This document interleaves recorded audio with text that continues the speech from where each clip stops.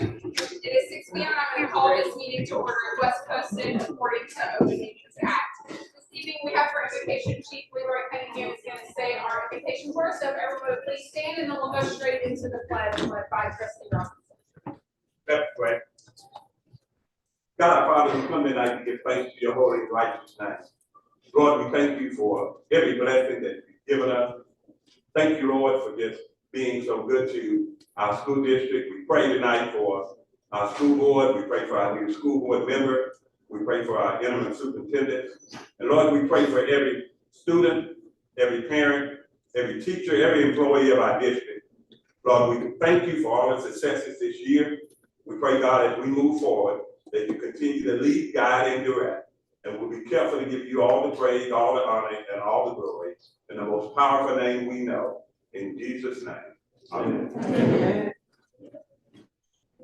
To the flag of the United States of America and to the republic for which it stands, one nation, under God, indivisible, with liberty and justice for all. Honor the Texas flag. I pledge allegiance to the people of Texas, one state, under God, one indivisible. Thank you. Right. Moving along to the next item of business on our agenda. Good news. Do we have any good news to share this evening? Wrote down a few things. Yeah. I attended scholarship night, and so just congratulations to all the students that received scholarships, and thanks to all of our community partners who donated scholarships and have been doing so for many, many years. There's a lot of BCISD class of insert year that come back and get back to the community, so we'd love to see that. I think over $1.3 million was awarded that night, and so that was pretty neat. I'd like to thank the Bridges program for feeding us all school year. I don't think we get that for summer, so we're going to miss them. But we eat before every board meeting, and Bridges provides the meals, and we really appreciate that.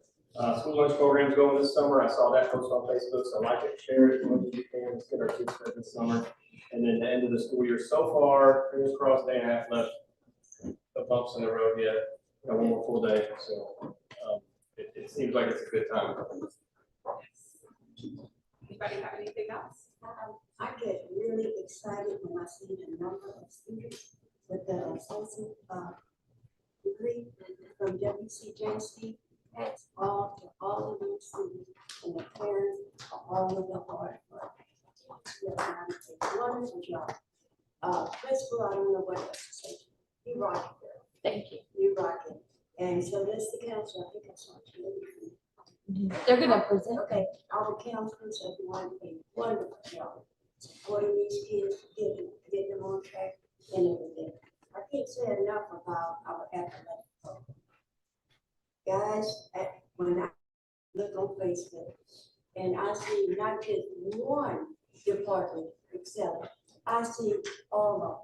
And to me, that is awesome. Thank you for the hard work and the dedication to get these kids ready for that next one. Yes. Anything else? So I went to Cherry last week for their field day. As you can imagine, pre-K, kinder little babies running around. But it was so much fun. The organization, the way they did it, the teachers did a fantastic job. I know that Coach Smith put a lot into it along with everyone else on your campus. Principal Howard said thank you for all that y'all do at every level. Elementary, I know they all just did all their field days, all of their things in the high school and junior high. Y'all have a ton of stuff happening as well. So thank you for what you're doing in our school district. It does make a difference. And thank you parents for getting your kids to school because they would do all this work and then there's not anyone to enjoy it. So thank y'all for what you're doing. Anything else? All right, now one of the favorite parts of our meeting, our celebration of excellence. This evening we get to honor a lot of different students centered around our high school because our LSG goals this evening have to do with our high school as well. So we get to honor quite a few of some amazing things that are happening at our high school. So I'm going to turn it over to Ms. Mosher. So we're gonna start tonight with our associate's degree that Trustee Robinson mentioned. I'm gonna introduce our counselor, Ms. Shelley Grimes, and our college and career liaison, Lorraine Lopez. And we'll let you guys just kind of ease your way in so it's easy to see y'all. But they have some things, real important highlights to share about each of the students tonight. Good evening, everyone. So this evening, we are honored to celebrate a truly exceptional group of 25 high school seniors who represent the very best of academic dedication, leadership, and well-rounded excellence.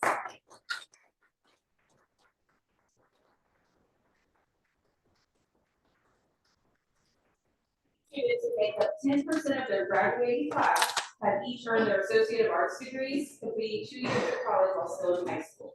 And their accomplishments go far beyond academics. Among them are athletes, musicians, performers, student leaders, and students with part-time employment, many of whom have balanced demanding schedules with unwavering commitment. These are a list of their accolades, and it's quite impressive, so bear with me. 18 of these students are early college high school students.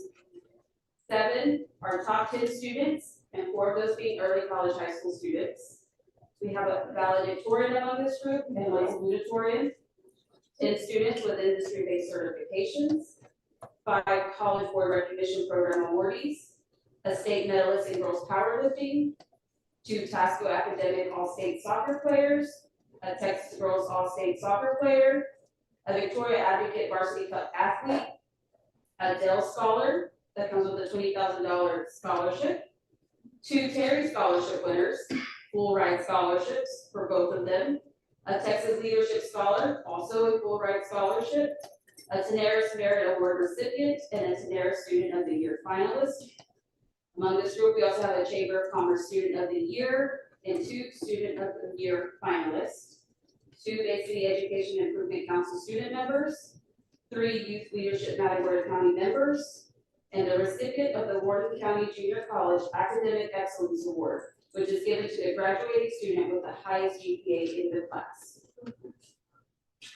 So these students exemplify what it means to be driven, talented, and resilient. It is our privilege to recognize their achievements tonight. Please join me in applauding this outstanding group of graduates.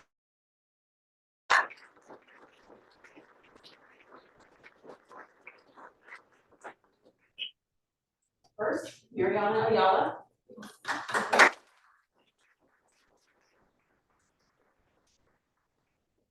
Juan Ferreira.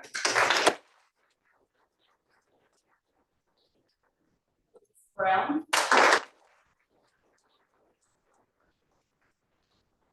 Yaga. Sydney Fletcher. Thea. Yana Garcia. Ian Garbino. Santiago Gonzalez. Fernando. Plummer. Kevin Ramirez. Robles. Lieta Sanchez.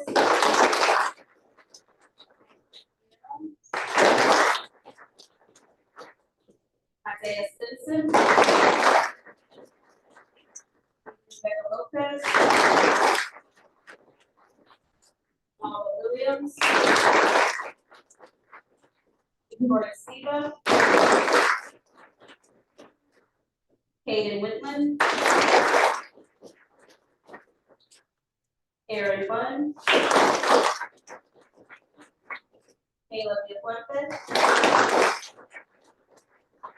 Randy Suarez. Honey Garza. Ethan Hurst.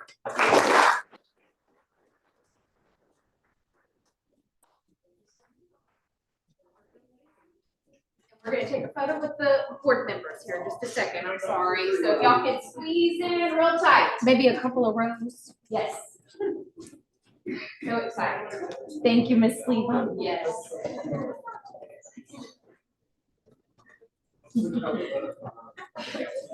All right. Sorry. I know, I was waiting for you to stay on.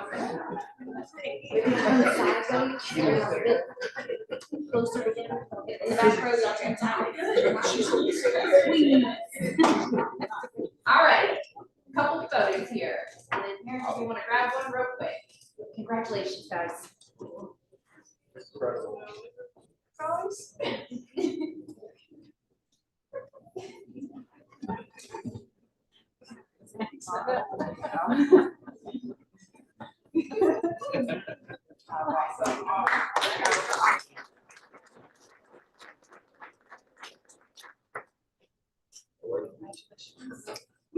Thank you.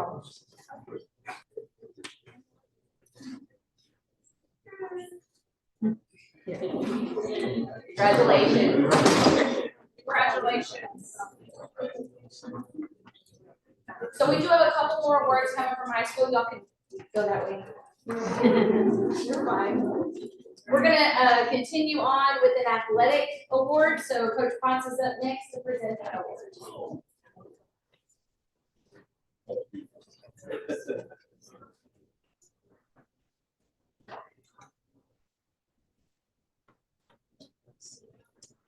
Tell Porter we're done.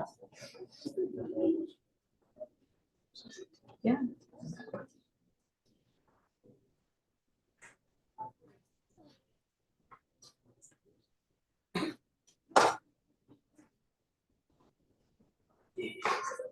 Yeah.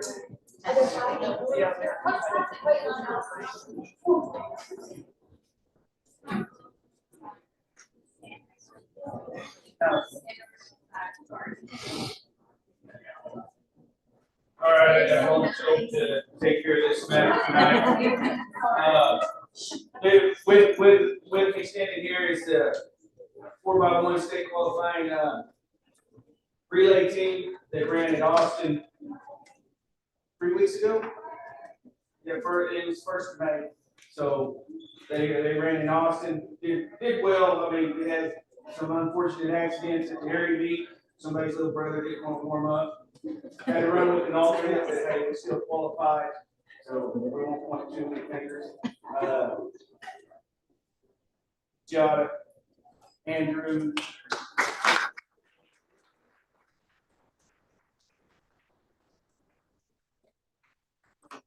Cody.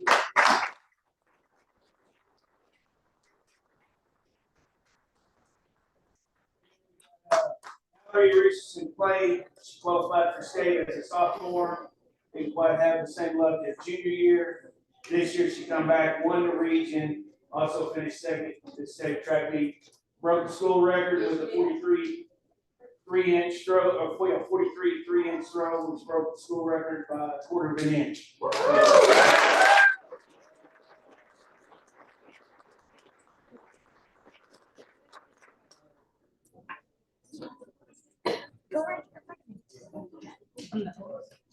right, I know y'all like to smile. When everybody gets here, smile big.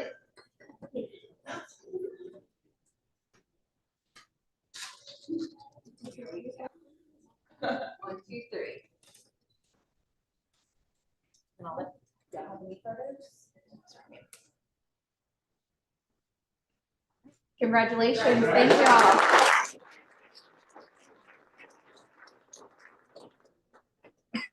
Thanks, Coach. So also with us tonight is our choir director, Dr. Cowart, with a few additional awards. Good evening. I'm here tonight. I have several students who have accomplished the highest level you can in choir. Actually had 2 different events this year. Back in the fall, I want to celebrate the student first. The TMEA, the Texas Music Educators Association, has an all-state process where you can audition, we go through rounds of auditions against other students. It starts in our region and broadens out to our all of South Texas. And you audition, and then the highest honor is to make the all-state choir. And then you get to perform with the best of the best students around the state of Texas. And this year, for the first time since I've been here, which is almost 17 years, we had a student make the all-state choir, and that was Dawson Hudson.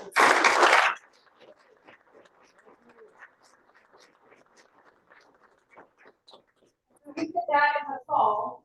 And then in the spring, back in February, we had the UIL solo and ensemble contest.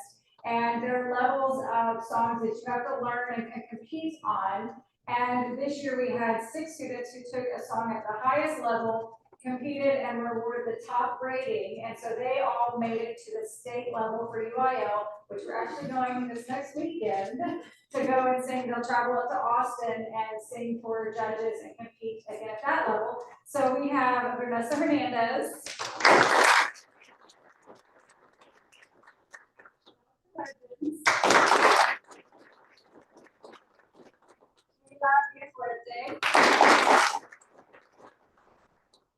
Watson. The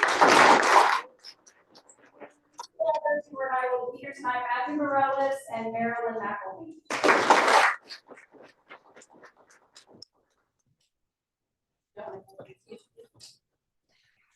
We definitely want you part of it too. Please, lots of success. Yeah, that'd be in front. Yeah. So who's better than us? You sound better. That's right. Okay. Take a couple. Let's take a few.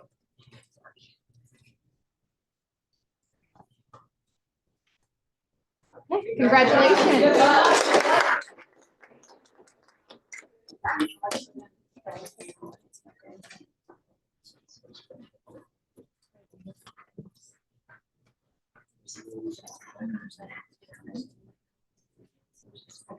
Lots of amazing things happening within Bay City ISD and obviously what's going on at the high school, but everything that feeds the high school as well. So a lot of things happening from the top to the bottom and the bottom to the top to be able to have what we had tonight. So thank you, everyone who's put time and effort, parents, and they can't do it by themselves. You're carting them, you're taking them, they don't turn 16 till a good way to their high school career. So there's a lot of support that happens. So thank you to everyone that has a hand in that. All right, we have no audience with patrons this evening. So we'll move straight into LSG. Hello, sir, how are you? I'm doing great. Good to see you. Good to be here and congratulations on all that wonderful success at the high school. And for all of you that work at the high school, all I can say is just wow. I get to visit other school boards on a regular basis, and I don't see this kind of success.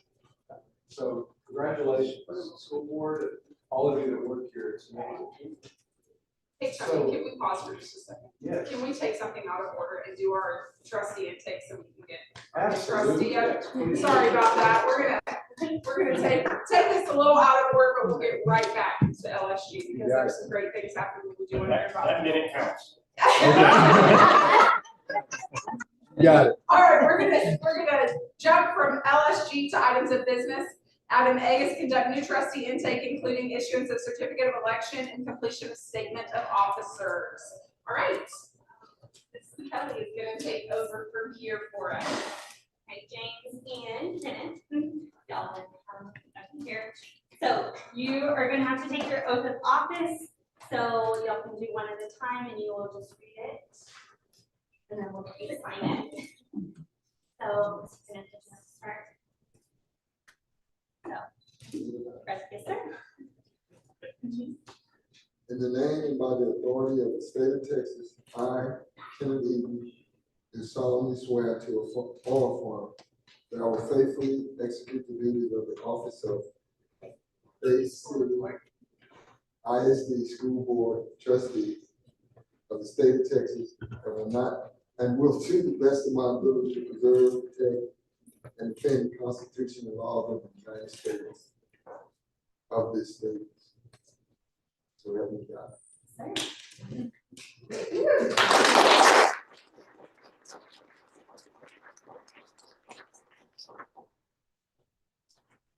Okay, in the name and by the authority of the state of Texas, I, James Stoudemire, do solemnly swear that I will faithfully execute the duties of the office of Bay City ISD School Board Trustee of the state of Texas, and will to the best of my ability preserve, protect, and defend the Constitution and laws of the United States and of this state, so help me God.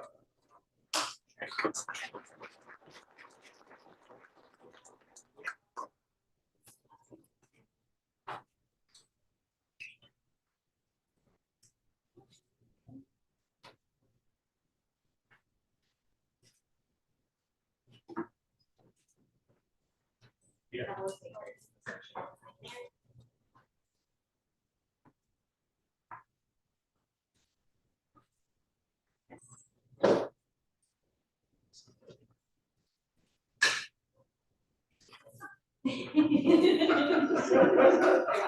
Don't worry, I got that good signature on there. Unless it's like that.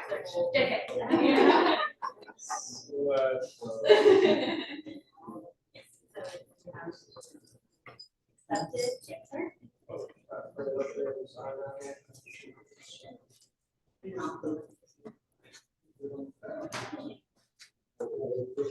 Yes, sir, this one.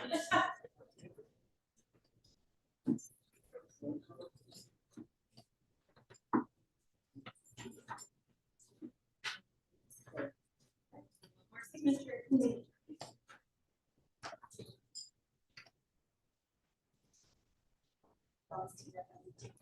Sure. Thank you. Yeah. For family gift, you may not want to sit. Congratulations, Patricia.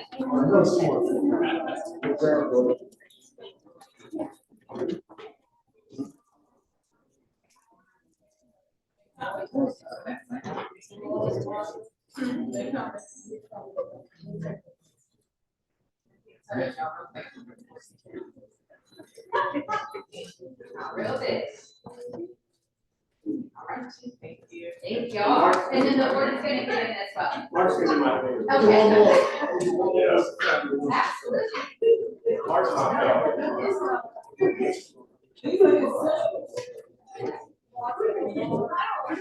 Alright. What else we got? Absolutely. Everybody, please, as many as you can. This is an exciting moment. It is an exciting moment.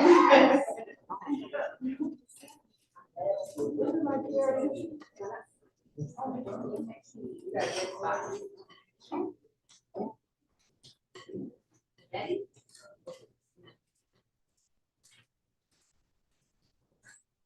Thank y'all.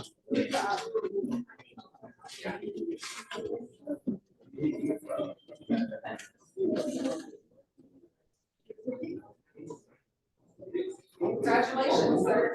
Oh, sorry. Congratulations. Welcome to the board.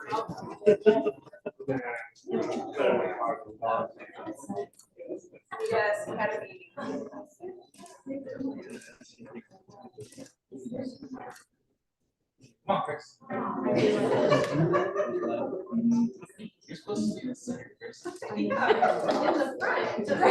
It was catering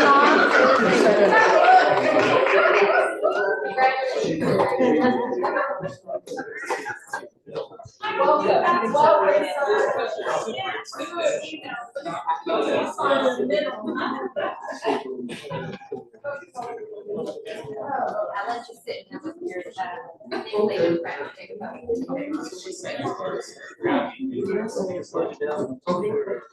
Whenever you're ready.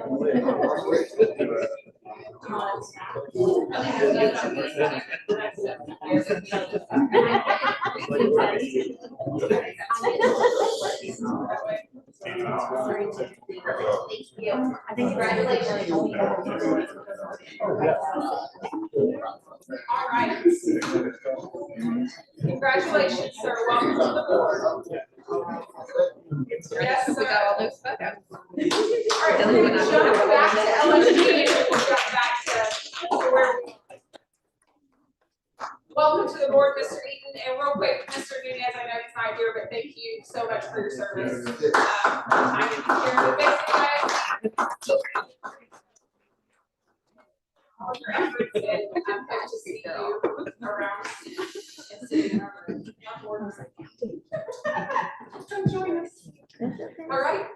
Hello, sir. Sorry about that. Oh, no, it's important. Very good. And so it was great to have Kenneth with us in the new board member training last week at the school board conference to see all of you there. So appreciate the effort of being there. And so just looking back at last month's meeting, the 15th of April, we had a meeting that was 157 minutes long. 84 of those minutes were spent on student outcome focused items, which is great. That's 53.5% of the meeting. I think right now you're already like really making up some time, James, because all the recognizing these kids. Celebration of excellence. I mean, I've been sending pictures back to the service center. This is incredible. 25 students getting associate's degrees. I mean, 10% of the graduates. I know, and I don't think there's another district in Region 3 that's even close. Some are much bigger. So They posted something earlier saying, well, we have 75 that have over 15 hours. Correct. Yeah, over 75 students. yeah, That's 30% of our graduating class. I'm just like, You're stealing all my points. I mean, I'm taking pictures and sending them back to everybody I know. It's just incredible. So it's great work. And it doesn't happen without leadership and board support. So thank you for that. And it's been so nice for me getting to be here and watch this happen over the last 4 years and see this occur. So thank you for. It's okay that you can say that you realize that you've reached the pinnacle. And Now we're That's why he's retired. Like you can't get any better. I like that. So I think you can. I think you got Mary Moser here. I think she would say different. I think you can get better. I bet she will. And her team too. So fantastic. So just looking at the rest of the meeting last night, we had 3 other items. There were 6 consent agenda items. Nothing got pulled. It was 100%. So you had 7 trustees. But we had, I got that wrong. There were 6 trustees present. 1 was absent. So it was 87.5%. We had 1 goal that we looked at, and it did not look to me like that goal was in progress. We had 3 goal progress measures, and the majority of those were not showing on target according to what our goals were for those. So for this month, what we're going to do, according to our calendar, we're going to look at goal 3, and that's CCMR, College Career and Military Readiness. You can tell by just the recognition tonight that you're really doing a great job there. Now, the numbers aren't going to fully reflect all the work because we're not at the end of the year yet. But in August, you'll hear a full report on that. And of course, this will be reflected in your accountability report that you get later as well. So we're going to review CCMR. And then we have a kind of a different report that you haven't heard before on prek. So I think you'll really appreciate getting to see that. So we're going to have Ms. Moser present CCMR. So just briefly, you will see that our goal for 5 years, a few years ago, was that we would get to 95%. And our recorded information to the state was 98% last year. And the state average is 65%. So we far exceed that and are really excited to share that we are on track for our current graduating class to be right about the same. So Ms. Lopez does some handwork, and when I say handwork, she and the other members of our team, teachers and counselors, track every student individually and know which CCMR credits they have, whether it's TSI, SAT, or maybe they've done some Ed Ready, which is an additional component that we can utilize. And she does that so that we keep track of them, but our data tracking system is lacking. And so I could not ask her with as much work as she already does to do the demographic breakdown. The demographic breakdown you're gonna see is still what's existing in the computer, what's truly reported. But Ms. Lopez keeps us ahead of the game and what's gonna be reported. There is a little variation, and just to speak to that, the little variation that you see, as you know, some of our students get promoted within the school year because of the credits that they earn. So a kid who might have been a freshman, still reclassified as a freshman, now might be a sophomore. And so the few 1 or 2 percentage points that you're seeing in the different demographics do roll over when those credits get confirmed at the mid-semester. So different, a little variation. One to speak to just some talking points that Tony didn't steal from me. We did have the 25 associate's degrees, 75 of them which have 15 or more hours, but total, our senior class will be bringing us over 3,000 credit hours of dual credit. So that's really exciting. At semester it was around 1,700, and so we will probably end up with around 3,500 credit hours. We're really excited also about our industry-based certifications. We're still finishing those out this week, and we just had a CTE team meeting this afternoon. We've got culinary that still has to test tomorrow with their final. So a lot of those industry-based certifications are coming at the end of the school year. And as some of you may remember from me sharing previously, some of those certifications don't count until the level 2 course is complete. So some of the students who even earned a certification last school year as freshmen, once they complete their second year of construction class this year, then that will count on here. So we're really excited about the number of those that will be earned, and that will be reported in the system by end of June, so we will be able to share that information with you by August. When we look at where we are, we're really excited that we're still ahead of the game of where we previously were with previous classes. And just to share some of that is because of the ongoing testing of TSI throughout the school year, as well as the Saturday opportunities, and we have some additional Saturday opportunities that will be coming this summer for some of our students who are aspiring to take additional dual credit classes.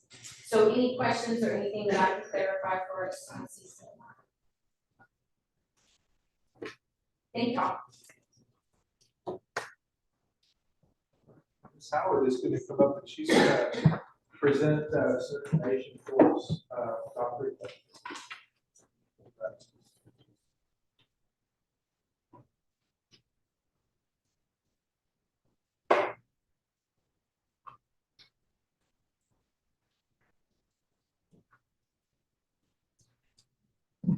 Good evening. Good evening.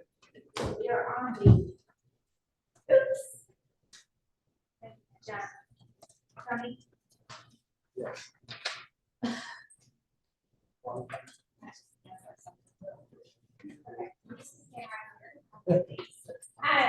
Okay, so we're winding down. We have completed our end of year testing, and just to give something different, a different perspective, we wanted to present to you the pre-K data this year. We look at kinder data. We look at our incoming kinder readiness, which is based on our pre-K that are coming up, and then about 100 kids from the community that have not been in school or have been in daycare when they're coming to us for the first time. And so I thought it'd be interesting just to see where are we ending the year each year with our pre-K students. So I gave you, because this is the first time to do this, I did give you a 3-year study on this. I did not give you the numbers because the numbers are deceiving. Beginning of year for pre-K is again, it's right in, they've just come to school for their first time. They're coming in from home or from daycare. So that's a raw student. The growth is really what we need to be focused on. And then where they come in at kindergarten, again, it really doesn't matter, it's the growth, because we have a goal to get to. If we have a low group that comes in at 22%, our LSG goal is still that we're gonna be adding, every year, we're gonna be adding 1% to something that was set 2 years ago. So the incoming number doesn't matter, it is all about the growth that we make during that year. So if you look at this, the 22-23 school year, that is when we had healing brains. And I will tell you, I do have some comments on the side. We were fully implementing that. That was my first year here. And I got to see that firsthand, experience it, and give it a year before I passed judgment on it. We had our kids that year actually came in at 40%. If we call it kinder ready, then we have to call it pre-K ready. Our BOI was 40% of our students were on track at the beginning of the year. And yet we left the end of the school year, 22-23, with only a 34% gain.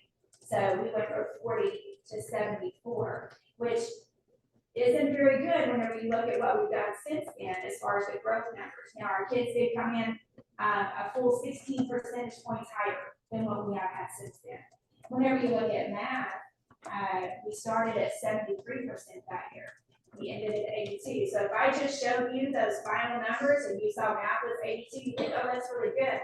The way you would miss seeing is that we only gained 9 points of growth that year, which is why the next year we did have a lot of hard conversations and we made the decision to drop healing brains. We dropped it right about midterm and let the teachers teach the kids. And so once we got rid of healing brains, we really honed in and started teaching. We did see an enormous amount of growth that spring, and it did come between our MOI and our EOI.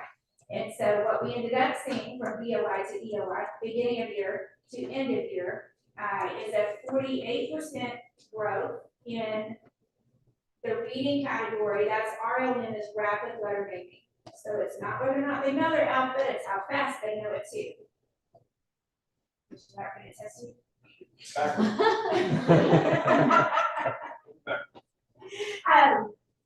So anyway, and then the math is a comprehensive math score, and it does talk about row counting, calculation, number identification, shape identification, number discrimination, and shape discrimination. So the math is a composite score, but the reading it's just based on letter name. So you see where we had quite a bit of increase there, and that is also the spring we started really great reading that same year. That did also give us a lot because really great reading was an approved phonics curriculum that was on the commissioner's list. Mr. Townsend had researched that, and we went and viewed it, brought it in, and our teachers fell in love with it. So we did see a good increase last year. This year, we did not. We started at 24% last year and grew 48 points, so we grew to 72. This year, we started again at 24, yes. We started again at 24, and we grew to 68% this year. So our growth in letter naming was not as strong this year as I would have hoped it to have been. Our growth in math was a little stronger. I do anticipate next year we will have a much higher growth in letter naming because that is our TIA focus. So the teachers right now, they don't have a goal that's related to that. They just have a global goal. Next year, they will have a goal that states that they give credit for a student who has a gain of 20 letters. So right now, you know, it's kind of, I don't want to say a free for all, but they learn it as they learn it. But they're working on a lot of other things. They're going to be pushing the letters a lot harder next year because they have that specific goal. So there are some other factors that play into that, and as you look on the side, we have increased class sizes and looking at who was tested, we had approximately 16 students in the classroom in the Feeling Brains year with a parent and a teacher, so 2 adults. In the 23-24 school year, we had about 17 to 2, and then this year we average about 21 to 2. It's a little bit deceiving because the 2 adults are not always there. We have had staff reductions since I got here, and this year we have no kinder support other than the teachers and no PE support. And so whenever we don't have substitutes, we have to pull from our pre-K classrooms. And this is I have never touched our pre-K classrooms before. I've always let them maintain that 11-to-1 ratio. It just was not possible this year. So I do think there are a lot of factors that have influenced the decline, but we are working on strategies. Mr. Townsend and Ms. Crosstock and I have had some very intense conversations about what things need to be adjusted. And one of the things that they have, you know, we recognize and they are working with us on is bringing some of that staff back that we need. We were cut down to the bare bones, and it did. I mean, we are seeing the bad side of it. You know, it did hurt us. But with HQIM coming in next year with kindergarten, we have already added, we have 1 position that is already posted. It is a PE position because I will have 66 plus kids going to PE at one time, and I only have 1 PE coach. And so we have added a para to maintain our 50-to-1 ratio. That is what we have to have. And then we also are looking at another special in HQIM combination because I had to add another special class. So that is going to help us keep from pulling our kinder paras, so that our pre-K paras, so they can focus on pre-K. But then we also will have those people to lean in as we embark on a new curriculum in kindergarten with this HQIM group on it, and they're going to get to really focus on that as well with some people leaning in on that. So we're super excited about what next year looks like. We spent a lot of time working on our schedule, but I did want to share with you kind of where we're at with pre-K. We are not going to come out. Our pre-K that are exiting are not coming into kindergarten quite as strong with 44% growth, but their overall number is a little bit lower, 68% as opposed to 72 from last year. But I still do expect great things. So, what questions can I answer for you guys? Is it 44 or 46? The text says 46. The text is incorrect. Okay. Where did I type that? Under 24, 25, the second sentence. I thought I had that somewhere, and I went back to look and I could not find it, and so, no, the bar graph is the one that is, that's where I actually typed the data in, and then, I think I was. Yes. And to cut down on that ratio of 1 to 2 in pre-K, do we not have enough in our sub-pool? No, so actually I was over there pulling numbers, it's really scary when I look at our numbers. In August, we actually, or September, we only had 34% coverage for our, absences that were put in. Only 34% of the ones that were teachers were covered. There were 68 days that teachers were out in September, and there were 34 days that Harris were out.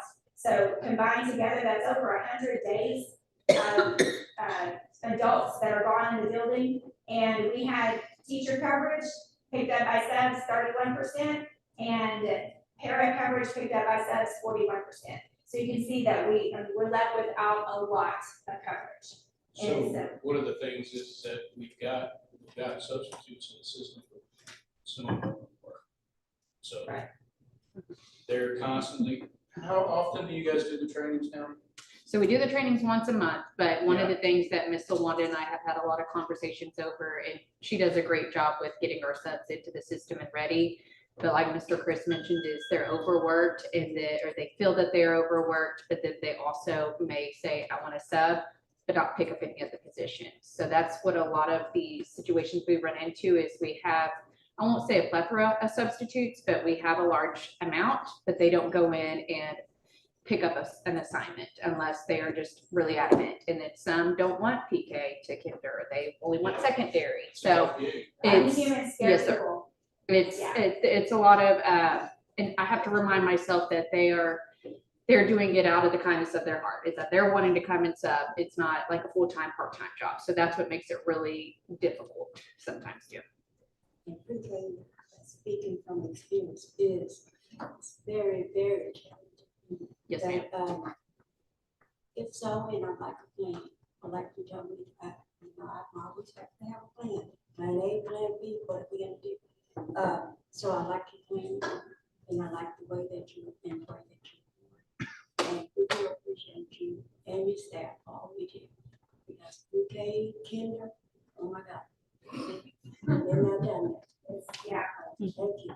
It was, Ms. Westman talked about the field day, they were actually in water, and so it was the epitome of hurting kids in water, because it was crazy, they were everywhere. So I do want to share with you though, as far as the sub goes, we do have some very faithful and loyal subs. We have 3 subs that have been on our campus over 120 days of this school year.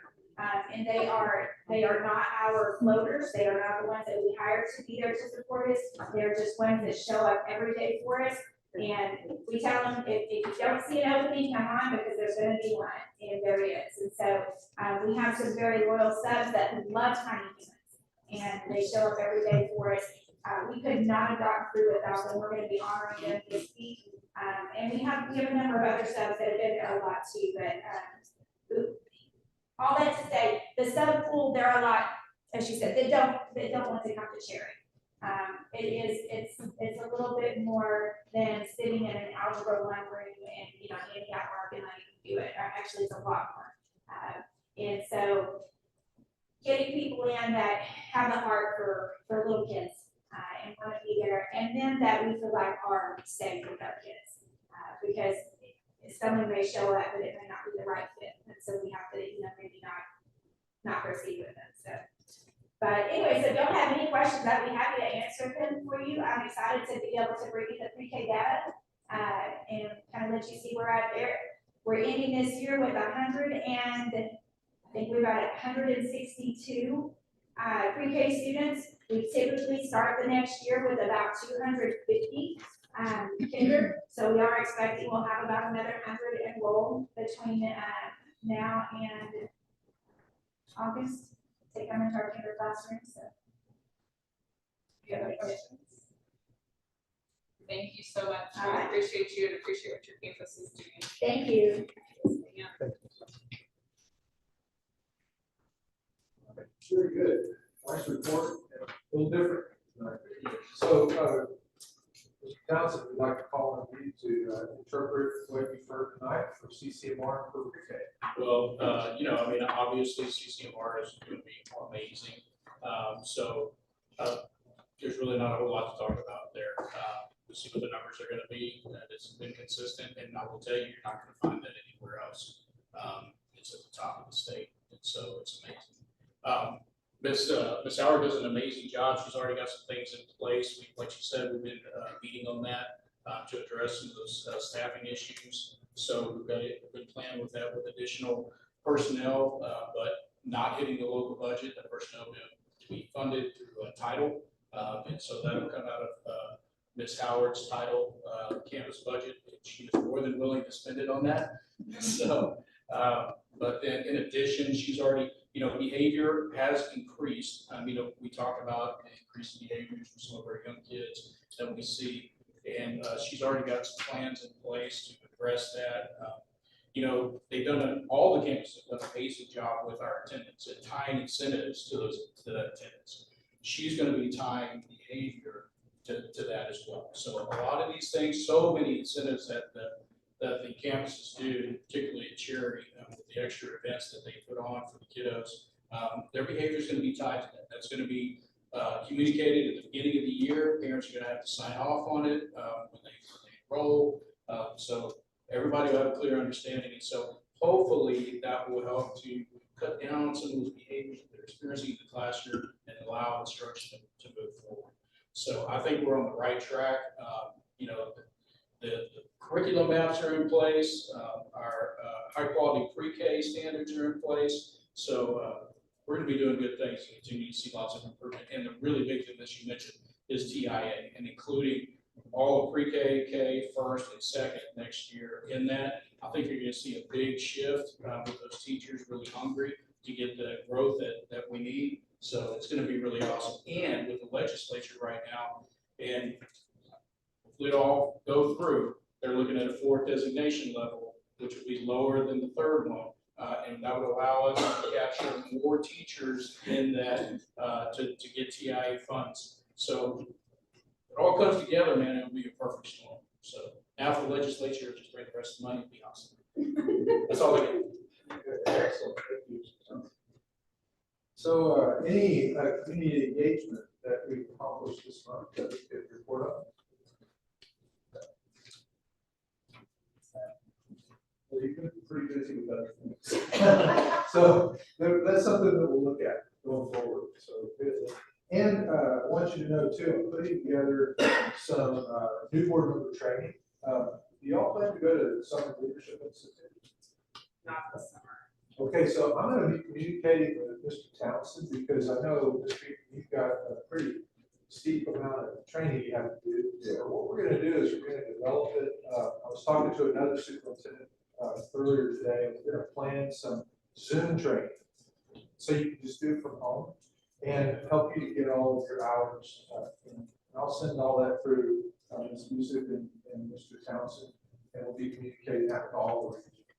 Hopefully you'll get to meet some people from other districts on the day. Yeah, we talked about that in Victoria. Very good.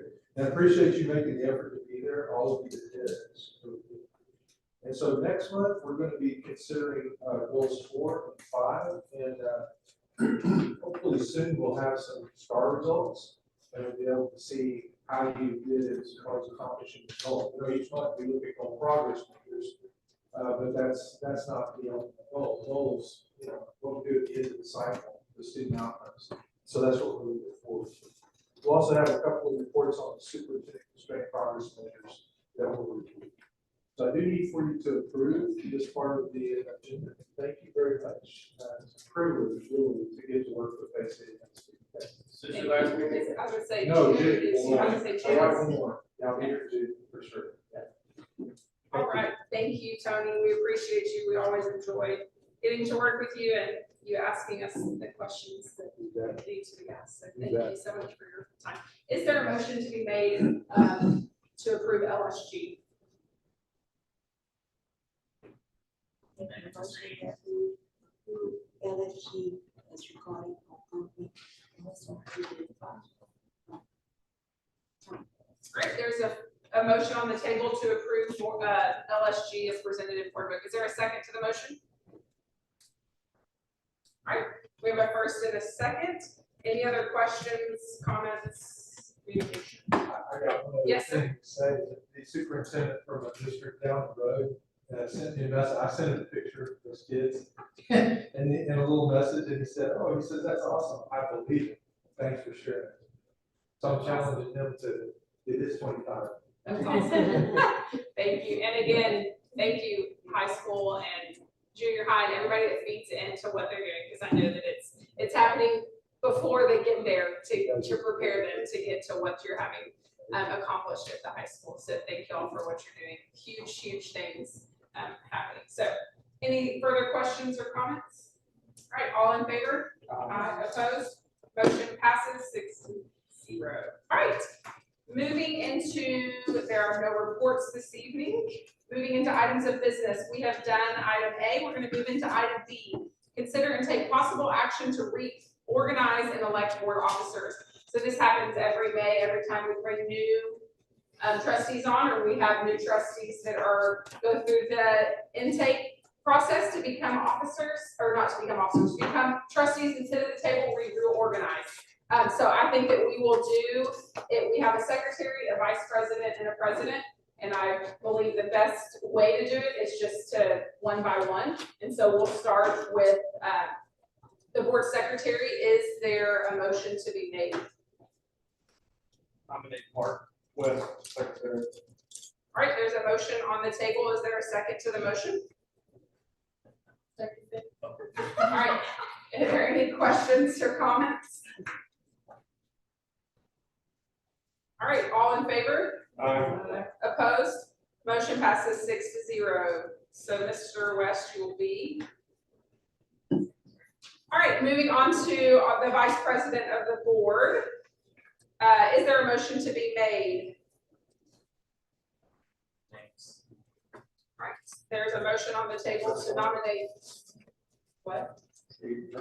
Oh, there's a motion on the table to nominate Mr. Stoudemire for vice president. Is there a second to the motion? A second. All right, there's a first and a second. Any questions? Mr. Stoudemire, you okay with that? I'm good. Thank you. Mr. West, Appreciate the confidence. sorry. May I make a motion? I mean, say something? Sure. Okay, there is not, here I think we have an excellent board, but your position is not a lifetime position. I think the position of president and vice president needs to be changed.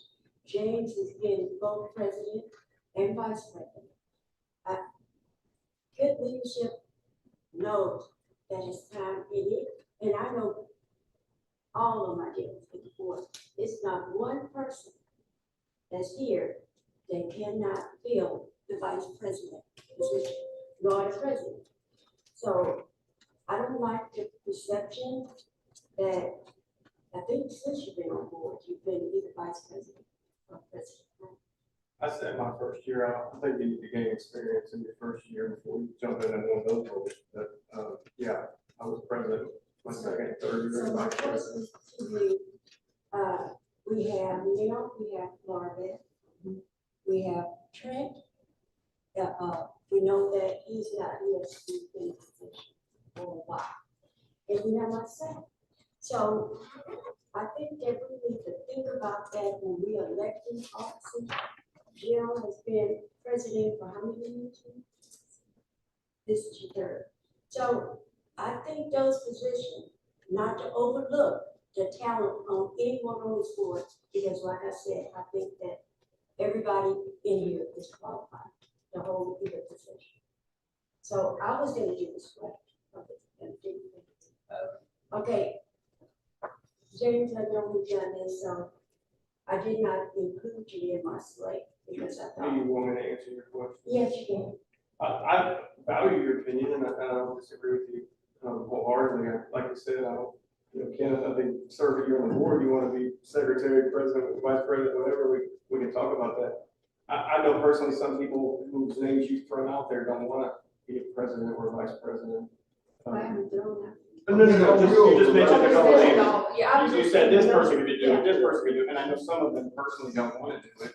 And I think we're in a critical time right now in the transition in our district that experience, matters, and there's a lot that Jill and I do behind the scenes. We meet with Mr. Townsend multiple times a week, and I don't know many people that can dedicate the amount of time that's needed to do it and be available. And so I think that factors into it.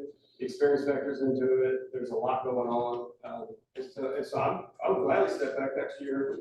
But I think it's important this year. I would like to continue on with everything that's going on, just kind of keeping it going for me the way it is.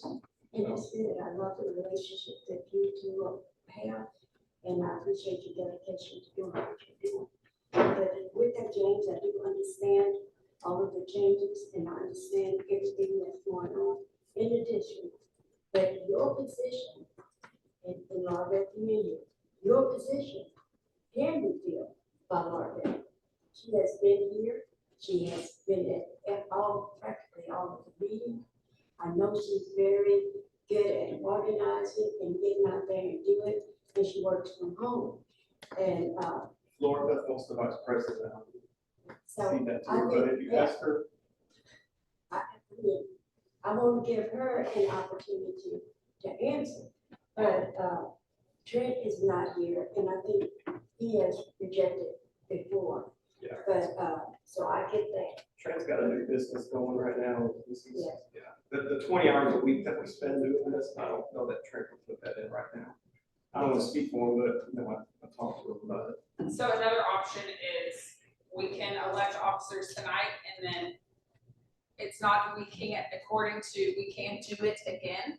I agree with James. I'm happy to step down from this role. It is not something that I'm privileged and honored to do it, but it's not something that I by any means not want to do, but have to do. If anybody, and I've asked sweet Laura Beth if she wants to change her mind, that's fine, but I have asked her.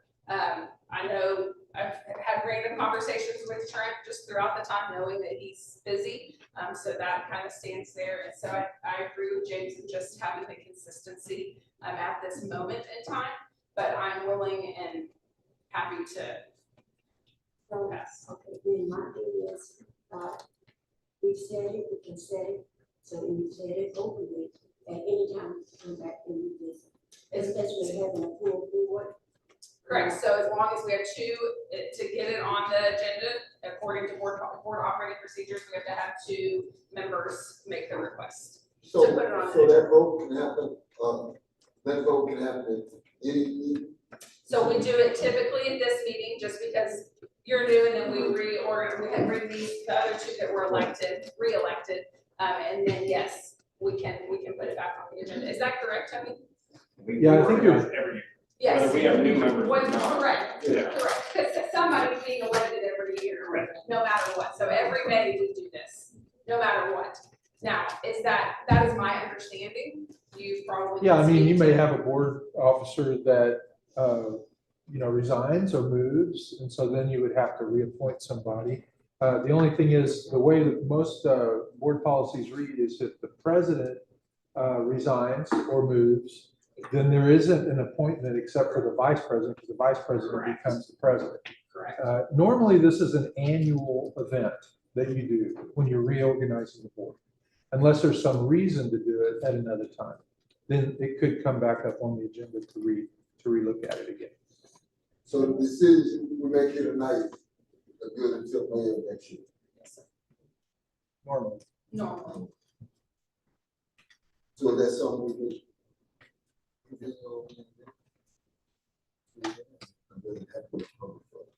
It has to be a public vote. Yes, sir. So there's a motion on the table with a second for Mr. Scardomite to become, or to remain vice president. Are there any further questions or comments? All right, all in favor? Aye, opposed? Motion passes 6-0. All right, moving on to the seat of president. Is there a motion to be made? Nominate Joe Westmoreland for president. I looked at her first though. We don't. Yes. All right, there's a motion on the table. Is there a second to the motion? I'll second. All right, is there any questions, comments, conversation? All right, hearing none, all in favor? Opposed? Motion passes 6-0. All right. Item C, approval of the 25-26 calendar. Mr. Townsend, I'm gonna. So, after the last meeting, the principals had a timeline. The very following week, they went back to their campuses, gather input from their teachers and staff, and then we convened the following Monday, and they used that input to come up with the two calendars that you have before you. I did put out a survey with the two calendars, and calendar B, which is your revision 5, is what the way majority in the 80% had chosen as their preference over the two calendars. Some things to note on the two calendars, the way that we were able to, or the principals were able to manage and manipulate the days and, a balance between a work day and professional development day and things like that. They were able to maintain the same number of minutes between both calendars for 78,180. And so both have 5.7 banked days for that, for bad weather. We know that we've had, 2 days of bad weather traditionally in the last couple of years around January. We had playoffs. I know that we did release early one time. I don't know if we did this another time or not. Was it 2 times? Yeah, and so that's 3 days there. And so if there were any other things, sometimes there's a misunderstanding that if it's bad weather, that the state will give you some type of waiver for those minutes or something. It has to be declared a disaster for something like that to happen, for if you don't meet your minutes, if we get too low. Anyway, the first calendar that you have there does give them the 4 comp days that we had talked about, and it gives them a work day the day after Columbus Day. And then it also gives them a professional development day right before spring break. The next calendar, it does not do the 2 extra comp days. It does give them everything else that the first calendar has, but then in addition, it gives them 2 days off. So it takes it down from a 187 to a 185. And so it may be hard for you to see where those are. The first one is right before spring break. And then the other one is they would not have to come back after Memorial Day holiday. And I missed putting the color there, so we'll fix that. Yeah. And that's a majority of where they wanted the extra day off, if they were gonna get an extra day off, just a little bit longer spring break. I don't know that would mean the principals would know whether or not it was a specific day that they had stated. I think it was more of just having additional days. Principals, did they tell you specifically these are the days I want off or something like that? My team just said they didn't want to start on a Tuesday, they want to start on Wednesday, and they don't like 4-day weeks because they're very hard. But that's an early childhood issue. So other than that, they were not, that would turn that one to a 3-day week with that PD day in there. But we did feel like, as the team, we felt like we needed a PD day in the spring because so many of them were going to the comp days. Are you talking about the spring break Fridays? And so one calendar just had that one as a comp day and no PD day. And then one of the calendars, we just stuck with the PD day because we feel like we need one. And then instead of having a comp day, just flipped it to a day off. I was going to just add a little bit of a tidbit to that too, is I believe that week is also our fair week. And those were some additional concerns that I know were discussed in prior conversations. So when the team met, that was discussed of, okay, instead of putting it as a comp day, why don't we go ahead and use that as a holiday, since some of our staff would have been gone for Fair Week to support their students that may be in attendance that week. So that was kind of why we looked at that date versus just another random day throughout the year. That one made a little bit more sense. The same thing was true from the high school. We did survey all of our PLC teams. And of course, one consensus was that they were grateful for the idea of giving time back and appreciative of the board's initiative to do so. They would take it where they could get it, but that they knew that attendance was low at that time, especially at some of the elementary campuses. You know, they'll go with their siblings, and staff also have needs to be able to support their own. And so given the actual holiday on the Friday plus the professional development beforehand, allowed kind of a 2-for-1 need, that we really did need some professional development time to review benchmark data, those kinds of things, and put some things in place for but then the other piece really was, if kids aren't here, what are we teaching? So. Did every campus have a meeting of some sort to gather the information from all of the staff? And I know Tenny Holmes is not here, so I don't know if you're able to speak to Tenny Holmes. Yeah, Tenny Holmes did share with me that they did that through their instructional leadership team. Okay.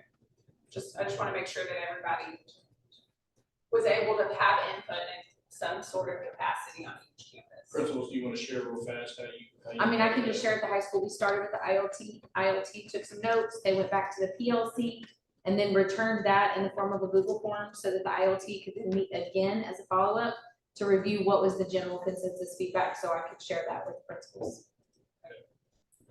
We spoke briefly in a morning huddle, I believe is what it was, and we talked about it and talked about some of the proposed, that's when I talked about the Tuesday, and it was like overwhelming no, for the crowd. So we talked about just a few things in that forum, what are our, important things, what are the hills we want to die on, and one of the hills we wanted to die on was not starting on Tuesday.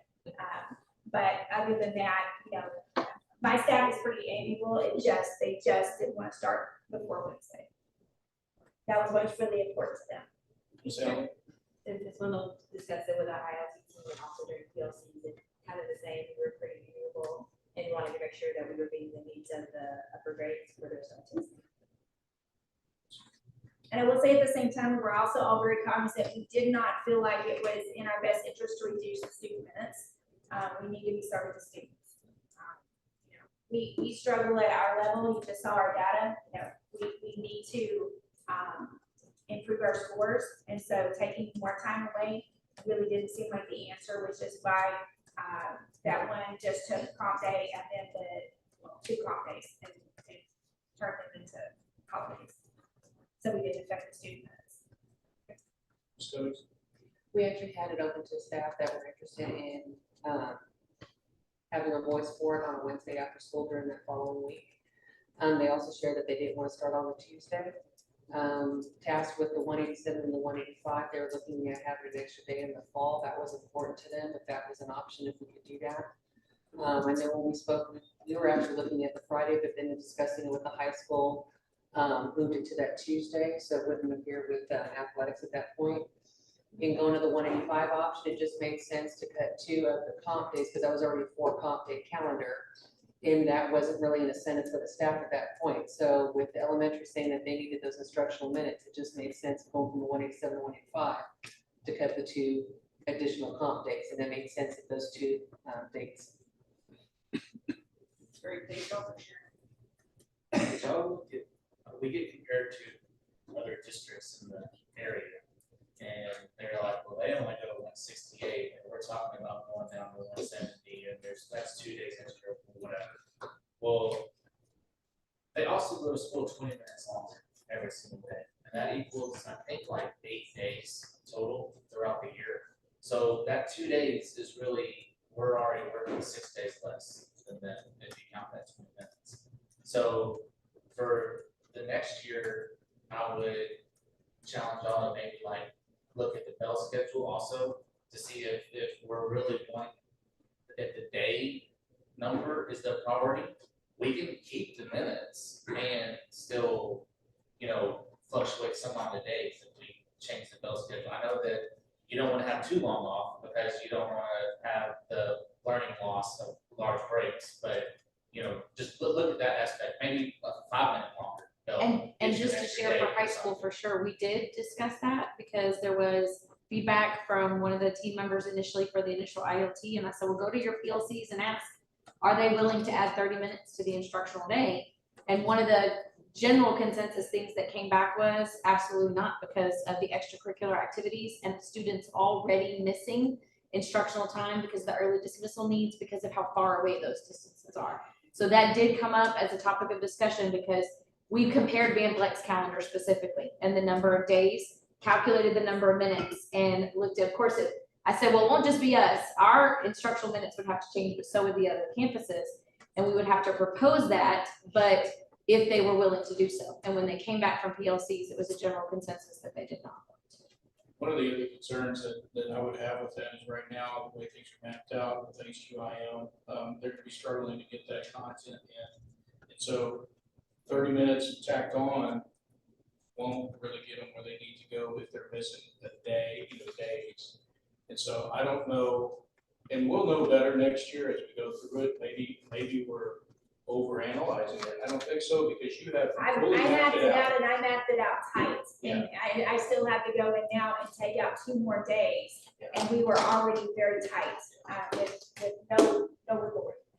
So we're gonna have to double up on days, and that's our new curriculum. We will know more after we get into it and we, do it our first year. But the way that it's written, and that's Van Vleck is having to double up on theirs. But you guys, it's a 2-hour block of sit and get for kindergarten, first grade and second grade. They're sitting for 2 hours for their ER block.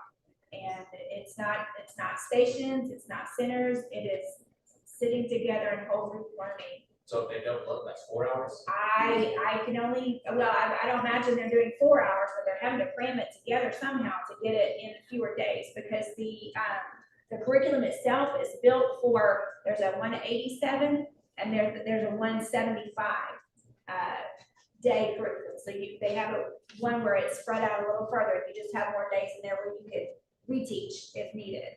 And so we worked ours off of the 175 day. And that's 175 days on one of it, 177 on the other. There are 2 different parts to it. And again, it is a very tight calendar to get it all in.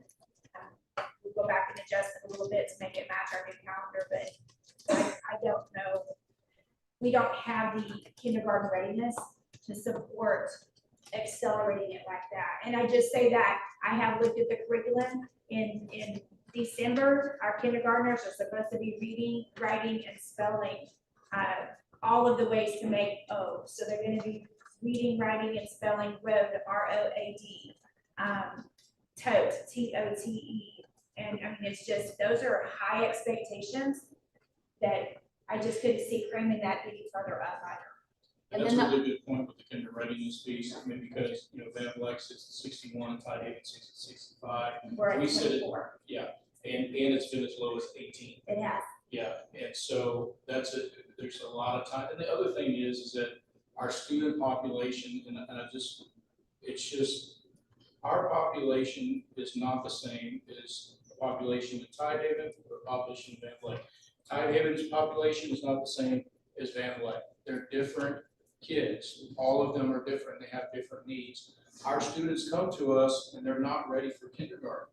And not only that, but our students in order for them to thrive, they have to have things in place to be able to learn before anything else happens. They have to feel safe. They have to have the basic provisions of food and water and shelter, and they have to have love, and they have to have acceptance, and all of those things. And every day, even though if we tack on 30 minutes during a day, they're going to have another full day at home or wherever that is. And for a lot of them, that's not eating, or it's being stuck in an environment that is not where they want to be. You know what I mean? And so it's a whole different scenario. And I got to tell you, and that's okay, because I own that and I want it to be like that, because this is where we're making the biggest difference, right? This is where it's at. And if you look at where our kids start and where they end up, Now, why don't you compare that to Ty Haven and Van? And then we can have a discussion. So they can go on with their calendar and they can focus on whatever it is they want to focus on. But this needs to be about our kids and finding a way to honor our teachers in a balanced approach. And Mr. Townsend, just to share, at the high school specifically, it did come up about how are we gonna meet the other needs of kids that aren't academic on the days they're not here at school? And our staff was willing to say, you know, do we need to still come to be here? Are you gonna ask Mr. Garay if we can serve meals on days that we're not gonna be here? And I said, I'm sure that he would be creative, but that is a need, and we're well aware of it for our students. Some of those students that you saw here tonight, they're in our counselor's office eating. Yes. And just to share with that, we're actually for a supper program throughout the school year right now, so. I'm sorry I get passionate about it, but this is what we're about. But our staff was willing to be present for that very need. Yeah, it's awesome. And also, going back, this is deviating a tiny bit, but talking about kinder readiness, we have initiatives in our district that have been started to help with that. So yes, our kinder readiness is much lower than surrounding districts, but we are working in, specifically Cherry is working tirelessly, and I know that there are others working on that, trying to bridge the gap for those students. So when we do receive them into Bay City ISD in kindergarten, that they are in a higher position. So we're partnering with daycares to ensure that those places are getting the same quality instruction in their pre-K 4 class as they're getting in pre-K at Bay City ISD. So those type of things have started happening, so we will start seeing those numbers rise. But at this point, we need to be present, just like Mr. Townsend said. We need our kids in school so we can be teaching them and giving them what they need to make them successful, so we can have more success at the high school as we're launching these kids into the world to whatever is next, whether that's college or clear, whatever school that looks like, whatever their next level is. So I think that that's a great focus, and to stay focused on that. We're not our surrounding districts, and we want to serve our student population well. Sorry. I like that idea, but my thing is with that, and we always compare it, Bay City to Van Vliet. That's like chocolate, apples and oranges. Because you have to understand, in that little small town, the student teacher ratio is low. And so if I have 10 kids versus 21 in a pre-K class, I should see some gain. I should see a difference. But we are not there. But as long as we stay focused on our kids and we start comparing, I would like to see schools of our district size, not schools with fair play. You know, and I can say that because my grandson went there. And you decide that in junior high, you're sitting in a junior high science class or whatever class, and you only have 10 kids. That is should teacher like going to heaven. I mean, send me to that heaven versus sending me to the whatever.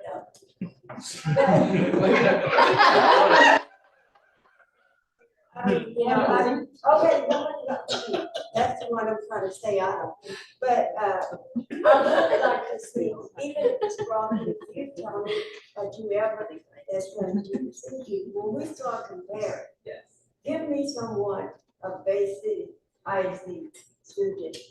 Because right now I would say, yeah, send my kids to Fairfield. Nobody's saying send their kids to Bay City, because we are so overcrowded. But when we start looking at that in a different way and bringing it before our parents and our teachers, let's see that we are really making a comparison with someone else in the class capacity, student teacher ratio. You know, so when we look at those things, I think we will see a difference. But I know that right here in Bay City ISD, I feel we have great teachers, but have we used them to death?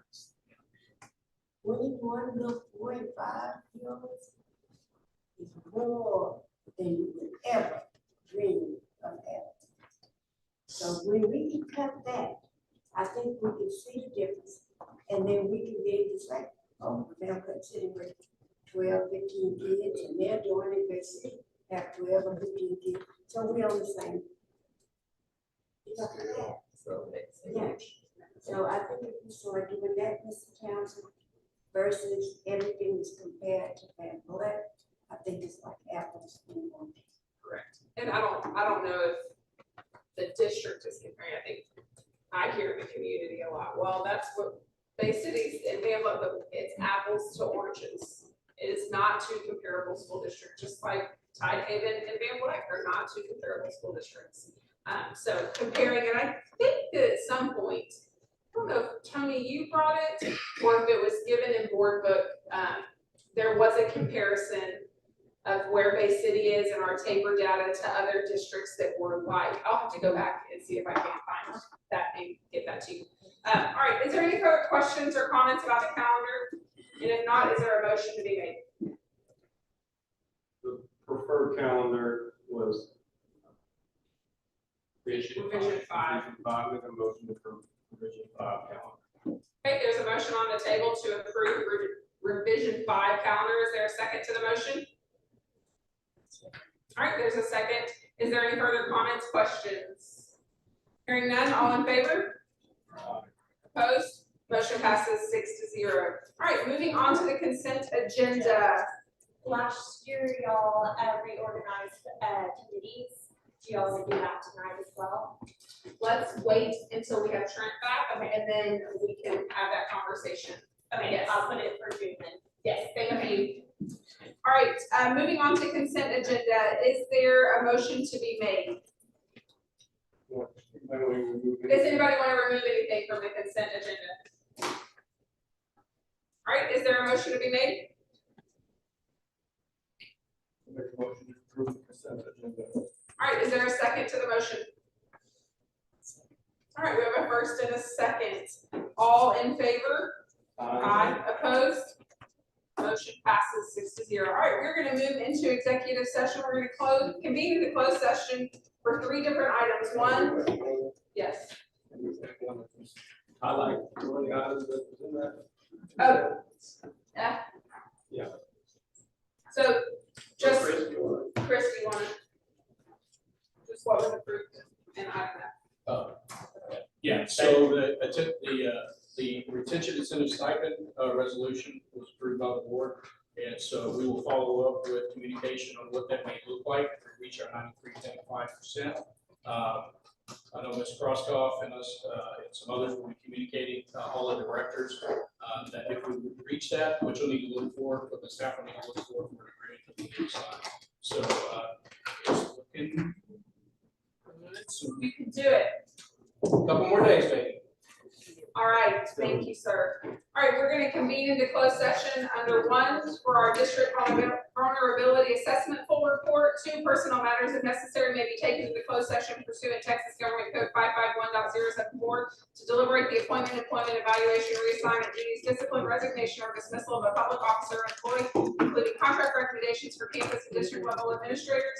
3, deliberate regarding the sale, lease, or donation of real property located at 12 Whitson, Bay City, Texas, formerly the Lenny Roberts Elementary School. Legal description, Whitson S/G Lot 6, Matagorda County Appraisal District ID 49018 on 11.1 acres pursuant to Texas Government Code 551.072. And number 4, pursuant to Texas Government Code 551.071 personnel matters. A, consider and discuss service of community liaison and related matters. B, consider and discuss employment of new superintendent and related matters. We will move into closed session at 7:24.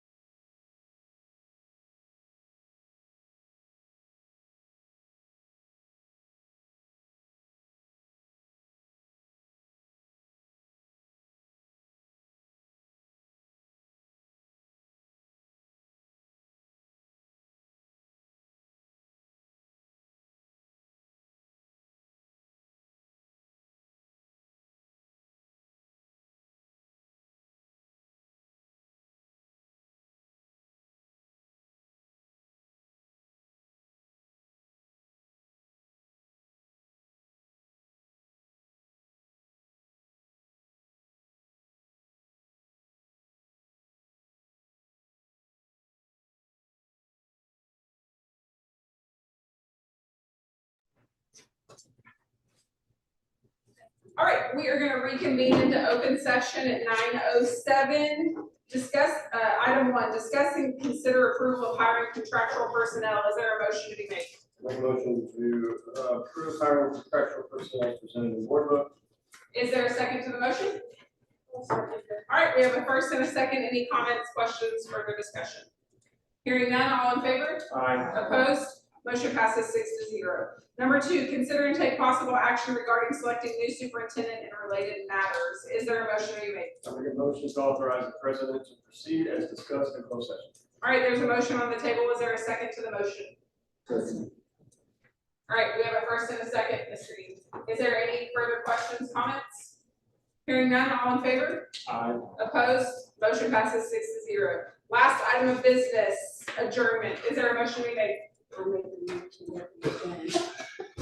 She's ready. Is there a second to the motion? I was like, no. Real quick, before we adjourn, a couple dates that are coming. June 10th, we would like to do a board workshop, so please check your calendars to ensure that that works. We have to have a budget passed by June 30th. June 30th, I was like the 31st, no.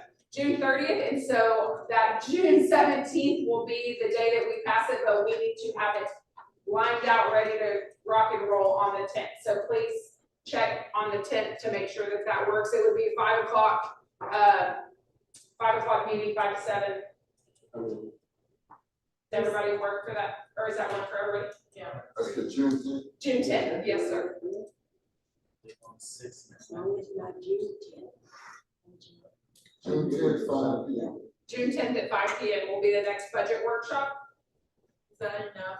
One more before, like, the approval on the 17th? Can we? Mr. Gomez, you want to talk about that timeline? Yeah, I'm trying to push it so we get there.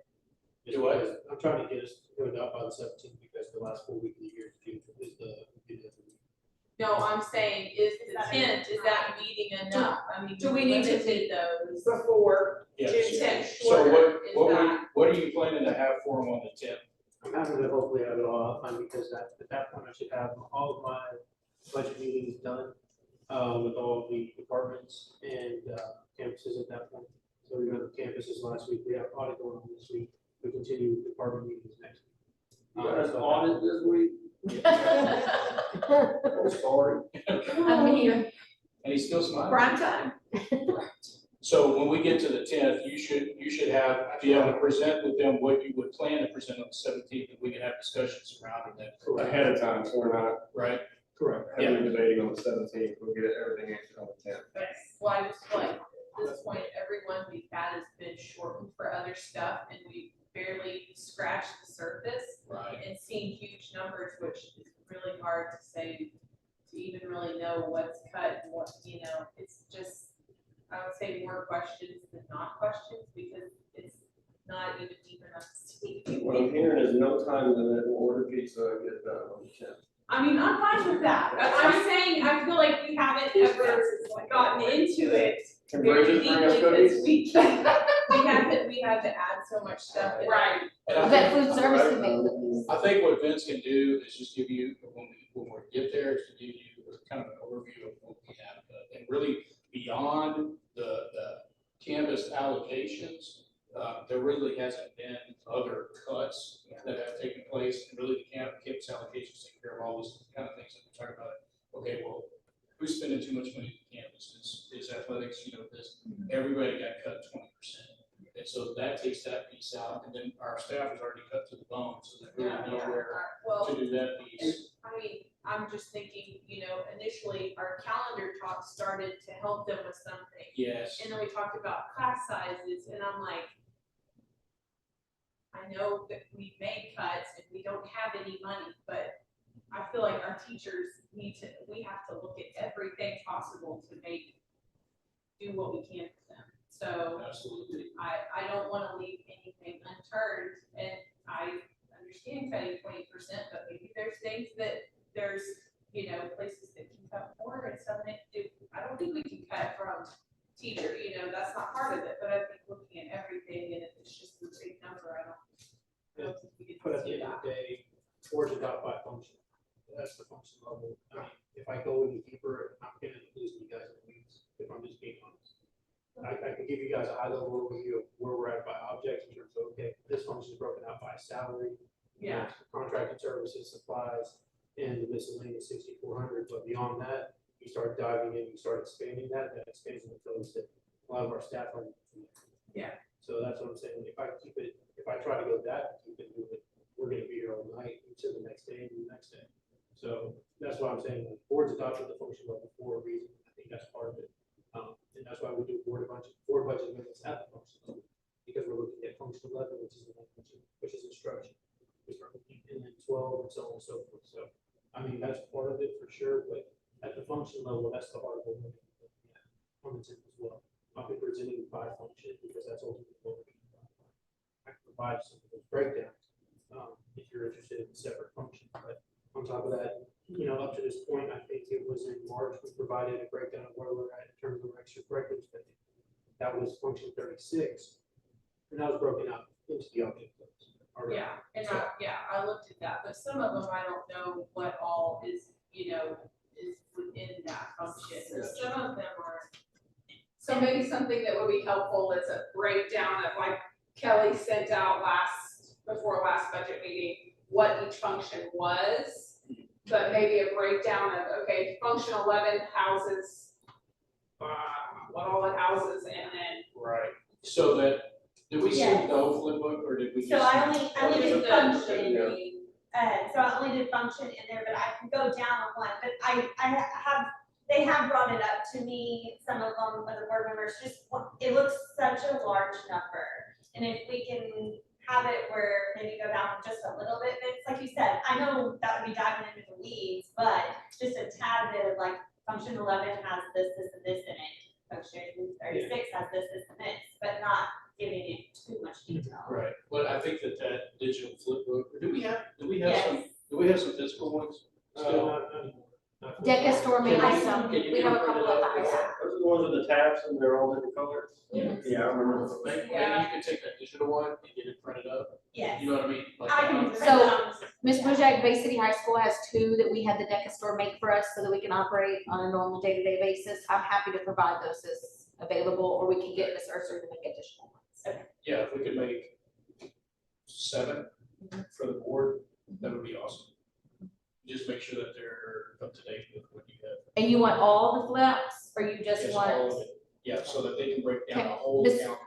Ms. Longoria will work on that. She created them for us, so I think it'll be an easy. Yeah. We still have maybe a day where she has a couple of It's the one kids. like this, right? Mhm. We But did when that it sent out the ahead of time. update, we We can send updated it to ours. you digitally ahead of time. Okay. And then we'll have a physical one that you can, because if you like me, I like it. Yeah. What I would ask you, because to Vince's point, he's right, he put it very eloquently, our job is to adopt the budget at the function level. Yeah. If you have questions below that, please get those answered before the meeting. Yeah. And don't overload him with a million questions, but if you have questions, let's try to get them answered ahead of But time. I would ask that you go through Chris. Yeah.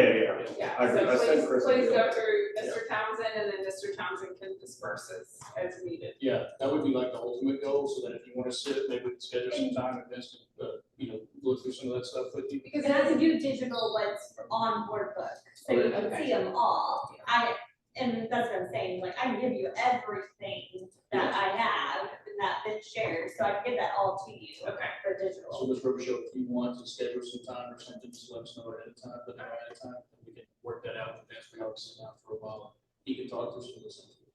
And it may be something good, just school finance is a monster of a beast, just to learn.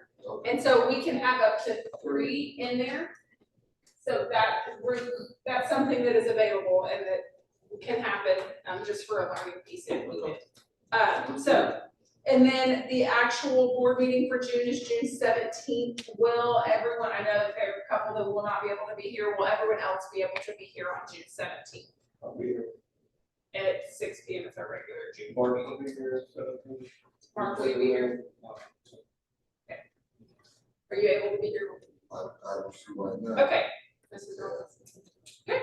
We'll check trends. I asked him today and he said yes, he was good. Okay. All right, so June 10th at 5 p.m., June 17th is at 6 p.m. All right, any other questions, comments? Thank you for everything that you do. 1.5 more days. We can do it. All right, all in favor of adjournment? Aye, opposed? Motion passes 6-0. Adjournment is at 9:17.